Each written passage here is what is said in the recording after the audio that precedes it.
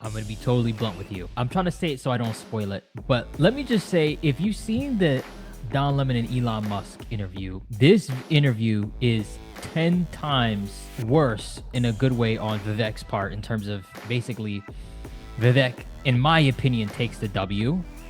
But I'm not going to say how he took it. And it's just my opinion. And if I say anything else, I'm going to spoil it. So without further ado, we get right into it.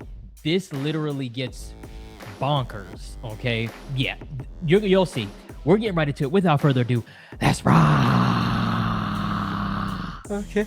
Presidential candidate and tech entrepreneur, Vivek Ramaswamy. So we are happy to have you on. I'm going to talk to you more than just about Fox News, but good morning to you. Thank you for joining us. Glad to be here. What do you make of this decision to settle this case? I mean, it strikes me as a cost of doing business. If you're going to be a news network, I think it's happened to CNN. I think it's happened to a lot of news networks. That has not it's a cost of doing CNN. business. It's not happened to CNN. This is never the been sued for largest- defamation. Never been actually settled. This is the largest it's definitely in large, history. and Fox appears to have the largest viewership and the market capitalization. So I'm not familiar with the details of this case. I'm actually more interested in issues relating to this country than disputes with media companies. But I will say that it strikes me that from But you're CNN not familiar, to Fox honest, News. you're not familiar with the case. You're not familiar with the lies about the 2020 election, about the election being stolen, that Dominion was somehow, fixing the votes. I mean, that's why they $787.5 million. You're not familiar with that? And you're running for president? The details of a private dispute between a commercial dispute and the details of what the dollar figures are, that's not where I spend. That's really not where I spend my time. But what I will say is, look, there's defamation cases. People settle businesses. If you settle business disputes, Fox settled this one. It's actually not, I think, the pressing issue for the nation of what Fox News' settlement is. I disagree with that because as you just admitted, you said Fox is the largest viewership, one of the largest viewerships among television networks, and especially cable networks, considering the eyes, the American people who are tuning in to Fox News to get their information and to get it accurately. I'm surprised that you would say that you're not concerned about this, and this is not something that is hugely pressing for the American people. Here's the way I look at it. Freedom of the press is the First Amendment in the Constitution. Oh, exactly. You nailed it. The freedom of the press. So we have CNN, we have Fox. I'm here with you guys. I go on Fox News. I think that's great that we have a marketplace of ideas in this country. What I worry more about, Don, is the trend that we see in this country to controlling what different parties are actually able to say. The American way to bad speech is more speech. And so I think we need to actually embrace that culture and a more diverse marketplace of ideas. That's something we haven't done well enough in this country. With all honesty, you're not answering the question. You're giving us platitudes about... I'm actually unsure what your question is, Don. Do you want somebody to bash Fox News on CNN? No, I'm not if that does asking you you to favors, bash then I'd be happy to do that. I'm not asking you to bash Fox News. I'm asking you to be honest about what happened on Fox News, about the lies that were told, and them having to admit... Yes, you do. You do want him to bash. He just answered you. He literally just... Back to the video. The lies and paying the largest defamation settlement to a media company in history, and you are a frequent guest on that network. Are you concerned about the credibility? Are you going to continue to go on that network even with those credibility issues? I have far more concerns with the credibility of what we will call the mainstream media than I do with the credibility of Fox News. But Fox is the mainstream media. At the end of the day, what I say is, look, neither you nor I know the details because they settled it before it went to trial. I think the obsession over this is a little weird. Vivek, listen, it's a little bizarre. I don't want to get into that. There's real issues to talk about in the country. Obsession. Why are we talking about Fox News and the settlement? This is a very big and important story. And I'm not going to, we have much more that we want to talk I think we should. about. But we will get there when we're ready to get there. We have you on to talk about these issues. This is a very important issue, and it should not be downplayed. This has to do with American democracy and Americans learning the truth about what happened in the 2020 election. You want to know what? You don't think that's important? I hear a lot about comparing it to CNN is not this apples and oranges. It's not the same thing. Well, it's different networks. Yes, apples aren't the same as oranges. You get one view through CNN, you get a different view through Fox News. I think that's good in our marketplace of ideas is that we have media that offers diverse perspectives.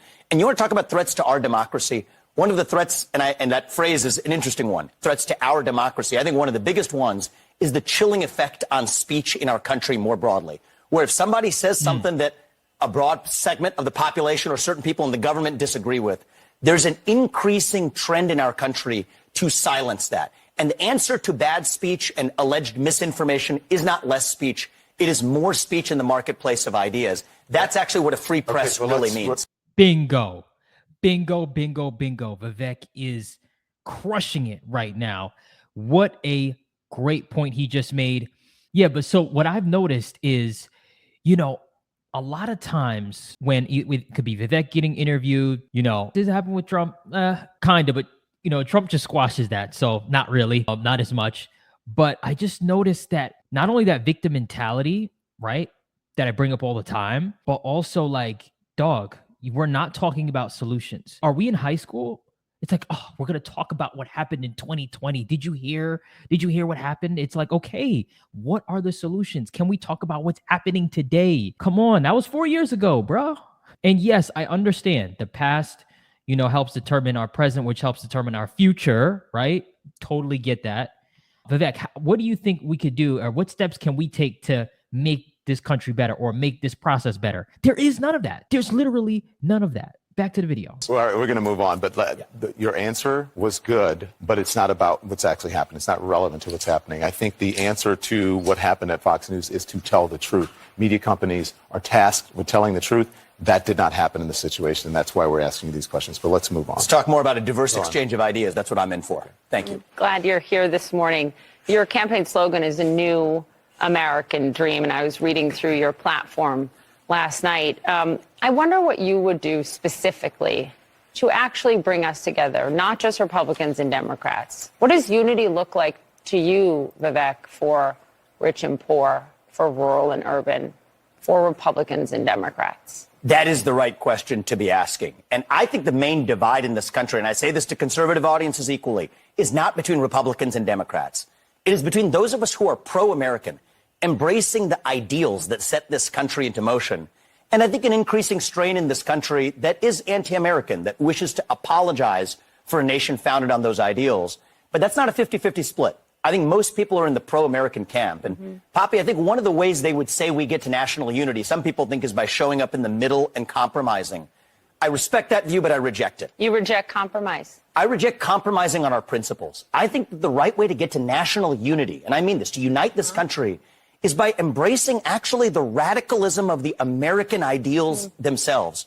We celebrate our diversity and differences. I'm glad we have some 3 different shades of melanin on this set right now, 2 different genders. That's fine. But what I say is, so what? That diversity is meaningless unless there's something greater that binds us together, that unites us across that diversity. And I'm running for president to revive those ideals that bind us together across our diverse attributes. Love that. I want to get into a few issues, one of them being China. Before I get to China, I just want to better understand something you said this week speaking before the audience at the NRA. Here's what you said, referring to back to 1865. Here it was. I want you to raise your hand if you know when the first anti-gun laws were passed in this country. Raise your hand if you do. 1865. Wow. You want to know when it happened? We fought a civil war in this country to give black Americans the equal protection under the law that we failed to secure them in 1776. But then you want to know what happened? Southern states passed anti-gun laws that stopped black people from owning guns. The Democrat Party, then as in now, wanted to put them back in chains. Then as in now, that's quite an accusation about the current Democratic Party. Who and what were you referring to? I was referring to Joe Biden and his expression of wanting to put them back in chains, dating back to Lyndon Johnson. I think Lyndon Johnson's so-called Great Society was one of the greatest misnomers in American political history, where even back then in the 1960s, 70% plus of black kids were born into 2-parent homes. Today, that number is less than 30% in the opposite direction. The very policies that we implemented in this country in the name of helping black Americans have actually been disastrous for black Americans and all Americans. And I think that that's something that we need to wake up to. In 1865, you were talking about the black codes, right? That's right. Passed, enacted to make it a crime for a black. I could actually somewhat agree with that. I could definitely get on board. Well, if you want to be specific, really, you got to take it back, right? You got to take it to slavery if you want to really get specific. And that's really when that started. But yeah, I can definitely get on board what he said. As a person of color, just letting you know, in case you were wondering. Back to the video. Person to carry a gun Exactly. in the South. But you're equating that to the current president? You're referring to economic change? What are you saying? Well, I was referring to Joe Biden's, I think, ill-chosen expression to say they're the party that wants to put you back into chains. What I'm actually saying is that if you look at the policies of the modern Democratic Party. About Democrats. Absolutely. So what I'm saying is that actually it's policies like that of Lyndon Johnson and Joe Biden that are actually holding black Lyndon Americans Johnson's back. The War on Poverty? Yes, and in particular, his Great Society, where he actually created incentives in the family, where if you're a family, you could actually get more money by not having the father in the home. Guess what you get? You get what you pay for.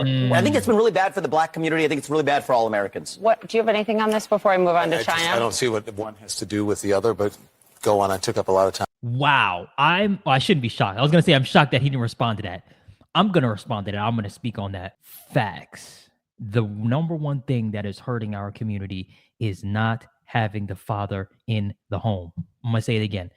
The number one thing that is hurting the black and Latino and really honestly, any community, to be honest with you, you need the father in the home, period. Right. But if you want to narrow it down, Vivek, spot on. And I'm shocked that I shouldn't be shocked, guys. I shouldn't be shocked. You know what I mean? But you would think he'd be like, okay, at least agree on that point. But he's not even agreeing on that point. So there's got to be a little bit of personal vendetta here, which it's always something like that, which to me, it's disgusting. Back to the video. I'm with Fox. Oh, it's fine. We have time. I don't really see what one has to do with the other, especially considering and using the Civil War to talk about black Americans. That war was not fought for black people to have guns. That's not. That war was fought for black people to have freedoms in this country. Yeah. Actually, that's why the Civil War was fought. Okay. And the sad that part about wasn't fought for black people to have guns. I think. Actually, you know, funny fact is black people did not get to enjoy the other freedoms until their Second Amendment rights were secured. And I think that's one of the lessons that we still learned. Aren't allowed to enjoy the freedoms. I disagree with you on that, Don. I disagree with you. And I think you're doing a disservice to our country. I make YouTube videos for a living. I'm pretty much enjoying my freedom. Now, granted, yes, I worked hard, and yes, absolutely, blah, blah, blah, and all this other stuff. But I mean, I was not able to do this in 1895. Come on, let's be real. And obviously, I'm being sarcastic, right? But still, yeah. Okay. By failing to recognize the fact that we have equality before the law. And you live in this country, then you can disagree with me. But we're not. You mentioned in here that we have three different shades Don, I think we have to be able to here. talk about these issues in the open, regardless of the color of our skin. Black Americans today, to say that, compare that to 1865 and 1964, I think for you to compare it to absolutely 1865 and have equal rights 1964 in this is country. actually, I think it's insulting to black people. It's insulting to me as an African American. I don't want to sit here and argue with you because it's infuriating for you to put those things together. It's not right. Your telling of history is wrong. What part of the history was wrong? What part of the history was wrong? That the Civil War was fought. You're making people think that the Civil War was fought for black people, only for black people to get guns and for black people to have. The Civil War was fought for black people in this country to get freedoms, a noble mission. And I think that even after we succeeded, we had to actually secure those freedoms. To reduce it in a speech at the NRA to say you're making people think, or you're trying to say that black people to get guns, that was the reason that you're there at the NRA. That was the reason for the Civil War. It is a that's fact. reductive. It's not and reductive, I think it's Don. insulting. There are a whole plethora of reasons that for the Civil War. With due respect, I find your explanation reductive and actually insulting, including to black Americans, to say that black people today, compared to 1964, 1865, haven't made progress in part because of the freedoms we secured. And the Second Amendment was part of what secured hang on, that please. freedom. I cannot keep a thought if you guys are talking to me in my ear. So hang on 1 second. So to say that black people, say what you said again. Black people secured Now, you their heard what he freedoms said. after the Civil War. It is a historical fact, Don. Just study it. Only after their Second Amendment rights were secured. They That's were a not fact. secured their freedoms after the Civil War. That is not. You are discounting Reconstruction. You're discounting a whole host of things that happened after the Civil War when it comes to African Americans, including the whole reason that the Civil Rights Movement happened is because black people did not secure their freedoms after the Civil War, and that things turned around. People tried to change the freedoms that were supposed to And you know happen how they after got the it? Civil War They got their and Second Amendment Reconstruction. rights, and they actually got the NRA played a big role in that. But today, Don, the NRA did not play a big role. Absolutely, they trained black Americans how to use firearms. That's a lie. That's not. The NRA did not play a big role. This is just historical fact. But It's not Don, historical fact. the part that I Just find because you say it's historical the fact, part that it's I not find historical insulting is when you say today black Americans don't have those rights after we have gone through civil rights revolution in this country. You are sitting here telling an African American about the rights and what you find insulting about the way I live, the skin I live in every day. Here's where The skin he lives in every day.